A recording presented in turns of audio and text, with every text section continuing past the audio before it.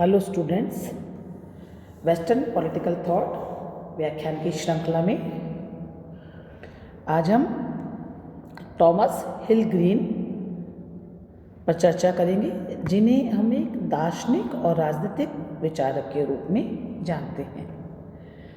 प्लेटो और अरस्तु का जो दर्शन था, उसके पश्चात हम देखते हैं कांट और हेगल के जो दर्शन हैं, इन सब विचारकों के दर्शन से इंग्लैंड में एक आदर्शवादी विचारधारा का प्रचार प्रसार हो रहा था। और इस परंपरा में सबसे पहले जिस दार्शनिक का नाम लिया जाता है वो थॉमस हिल ग्रीन माने जाते हैं, जिनके बोसांके और ब्रैडले जैसे महान शिष्य और अनुयायी भी रहे हैं।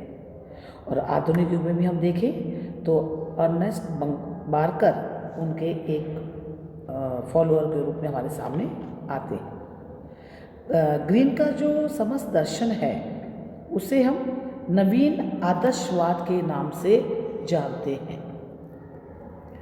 ग्रीन का जन्म एक मध्यम वर्गीय पादरी परिवार में इंग्लैंड में हुआ था और ऑक्सफोर्ड विश्वविद्यालय के एक स्वतंत्र वातावरण में ग्रीन ने अपने पब्लिक लाइफ का शुरुआत की है और व्यवहारिक राजनीति के कार्यों में भी सक्रियता से उन्होंने भाग लिया।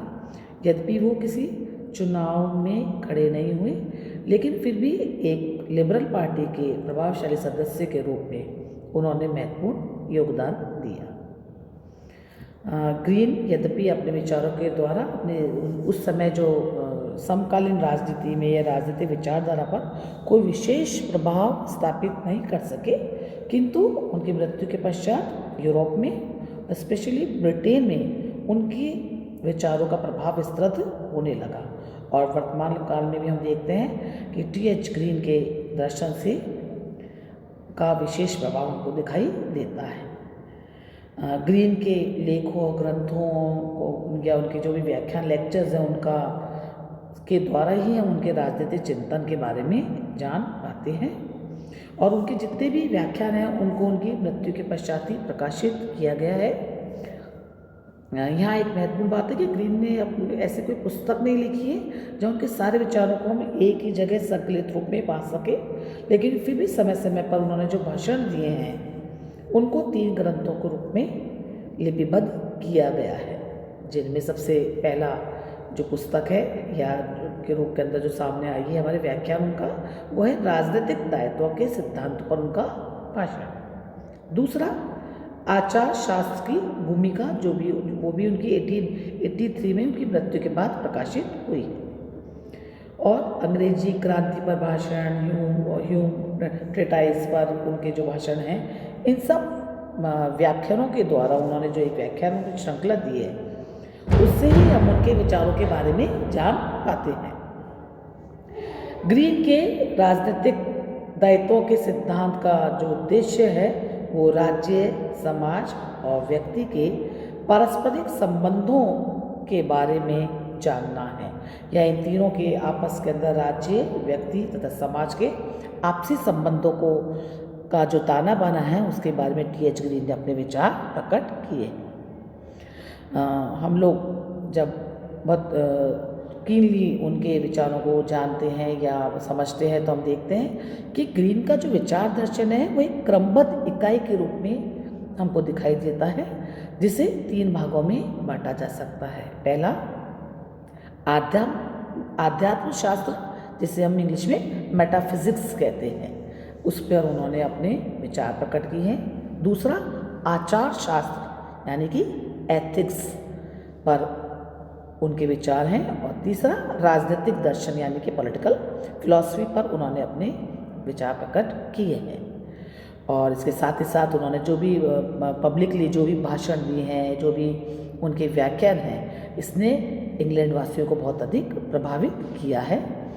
तो हम ये देखते हैं कि ग्रीन अपने संपूर्ण विचारों के केंद्र में एथिक्स वाला जो उनका पार्ट है वो बहुत इम्पोर्टेंट है। अब हम देखते हैं कि ग्रीन के जो विचार दर्शन है टी.एच. ग्रीन का, वो उनके विचार किस तरह, किस व्यवस्था, उस समय ऐसी कौन सी परिस्थितियाँ थी, ऐसे कौन से सोर्सेस थे जिन्होंने उनके दर्शन को प्रभावित किया या उनकी विचारधारा का आधार बना। सबसे पहले हम देखते हैं यूनानी साहित्य का प्रभाव और स्पेशली प्लेटो और अरस्तु का प्रभाव ग्रीन के दर्शन पर हमको दिखाई देता है, क्योंकि वे यूनानी दार्शनिकों के इस बात से बिल्कुल सहमत थे कि राज्य एक स्वाभाविक और आवश्यक संस्था है और ये व्यक्ति के जीवन का एक अभिन्न अंग है और प्रत्येक व्यक्ति को अपने कर्तव्यों को पूर्ण करके सामाजिक उन्नति में योगदान देना चाहिए। तो इस बात पर वो प्लेटो और अरस्तु के निकट हमको दिखाई देते हैं या उनका इम्पैक्ट हमको ग्रीन के विचारों पे दिखाई देता है। लेकिन साथ ही साथ वे यूनानी दार्शनिकों के विचार से थोड़ी सी भिन्नता भी रखते हैं। उनका ये मानना है कि क्योंकि ग्रीन का जो दृष्टिकोण है वो बहुत ज़्यादा प्रजातांत्रिक है, वो स्पेशली अरस्तु के इस विचार से सहमत नहीं है कि राज्य के कुछ व्यक्तियों को उनकी बौद्धिक और आध्यात्मिक क्षमता के आधार पर या उनकी किन्हीं कमियों के आधार पर उनको राजनीतिक अधिकारों से दूर किया जाए। उनका ये मानना है कि नागरिकता उन सभी व्यक्तियों को प्राप्त होनी चाहिए जो पब्लिक वेलफेयर में या सार्वजनिक हित की धारणा के समर्थक हो और इस संबंध में राज्य प्रत्येक व्यक्ति, चाहे वो शारीरिक, बौद्धिक, आध्यात्मिक किसी भी लेवल पर हो, उसको नागरिकता का अधिकार मिलना चाहिए। अरस्तु की बात ही हम देखते हैं, वो नीति शास्त्र और राजनीति को के करीब करीब मानते हैं और अपने नीति शास्त्र के अध्ययन में वो सुप्रीम गुड ना परम कल्याण की बात करते हैं, जिसमें वो अरस्तु के काफ़ी निकट दिखाई देते हैं। ये तो हो गया यूनानी साहित्य का टी.एच. ग्रीन पर प्रभाव। दूसरा हम देखते हैं कि ग्रीन के लिए प्रेरणा का जो दूसरा बड़ा सोर्स हमको दिखाई देता है वो रूसो का दर्शन दिखाई देता है। रूसो के समान ही उन्होंने भी इस बात पे बल दिया है कि मनुष्य को नैतिक स्वतंत्रता प्राप्त होनी चाहिए, क्योंकि नैतिक स्वतंत्रता प्रत्येक व्यक्ति का नेचुरल राइट है। इसलिए ग्रीन ने रूसो के इस विचार को ग्रहण किया है कि राज्य का संप्रभु जो सॉवरन है, जो शासक है, वो सामान्य इच्छा का प्रतिनिधित्व करता है और इस कारण वह जनता से अपनी आज्ञा का पालन कराने की उसमें शक्ति है। परंतु यहाँ ये इम्पोर्टेंट है कि साथ ही साथ वह रूसो के उस विचार का खंडन कर रहा है जब रूसो एक निरंकुश राज्य की ओर संकेत करता है, क्योंकि टी.एच. ग्रीन का जो झुकाव है, दृष्टिकोण है, वो प्रजातांत्रिक शासन व्यवस्था की ओर हमको दिखाई देता है। तीसरे सोर्स के रूप में हम देखते हैं जिनसे टी.एच. ग्रीन ने प्रेरणा ग्रहण करी है, तो जर्मन आदर्शवाद की, जर्मन आइडियलिज्म की हम बात करते हैं और स्पेशली जिसमें वो इमैनुअल कांट, फिक्टे और हेगल पे से बहुत ज़्यादा प्रभावित थे। और जहाँ प्योर मेटाफिजिकल एरिया की जब बात होती है, विशुद्ध आध्यात्म शास्त्र की बात होती है, तो वो हीगल की विचारधारा के अपने आप को बहुत प्रभावित उनको किया है और वो उससे बहुत ज़्यादा प्रेरणा ग्रहण करते हैं। एक विचारक हैं वेपर, उन्होंने बहुत स्पष्टता से इस बात को कहा है कि ग्रीन की जो समस्त रचनाएं हैं वो हीगलवाद से बहुत ज़्यादा प्रेरित हैं, क्योंकि ग्रीन हीगल का जो दैवीय आत्मा का जो सिद्धांत है उसके अस्तित्व में वो पूर्ण रूप से विश्वास करता था।